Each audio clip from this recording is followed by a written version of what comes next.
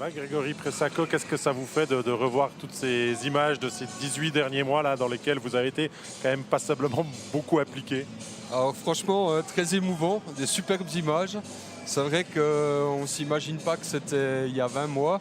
Et puis quand on voit le résultat final, c'est juste exceptionnel.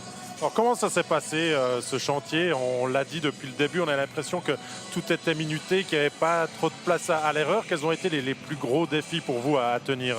Alors c'est vrai, on avait un planning extrêmement serré, hein. On était tenu par ces dates qu'on avait discuté aussi avec la Ligue, avec le club du HCA.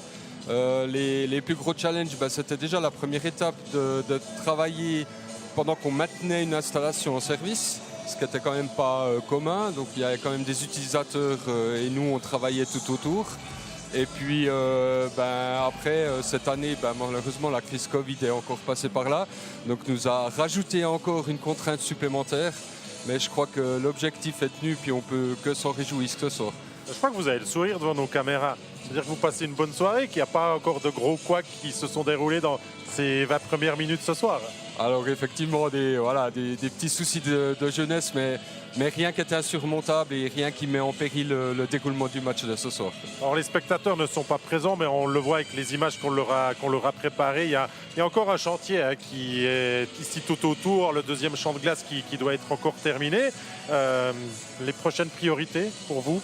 Alors, prochaine priorité, c'est déjà terminer les vestiaires qui sont au rez-de-chaussée sous la tribune sud, et notamment celui du HCA, son vestiaire définitif, on va dire. Donc là, l'objectif, c'est d'avoir terminé cela pour fin janvier 2021. Ensuite, le deuxième champ de glace, avec la pose de la charpente qui est prévue, si la météo le permet, pour le mois de février, et une mise en service pour le mois de juillet 2021. Donc avec une inauguration avant le début de la prochaine saison alors? Alors l'idée c'est ça, c'est de faire une inauguration en automne 2021, on n'a encore pas fixé la date précise. Et puis on espère surtout que le Covid nous permettra de faire une inauguration qui se veut digne de ce nom. Oui, c'est vrai que pour l'instant c'est un petit peu compliqué, hein. Beaucoup certainement de frustration chez pas mal de supporters. Qu'est-ce qu'on va dire? Qu'est-ce qu'on peut vous souhaiter pour ces prochains mois, si on accepte bien sûr la toujours question fatidique sur le Covid? Alors que tout se passe bien pour la fin des travaux, mais ça on n'en doute pas, on va dire.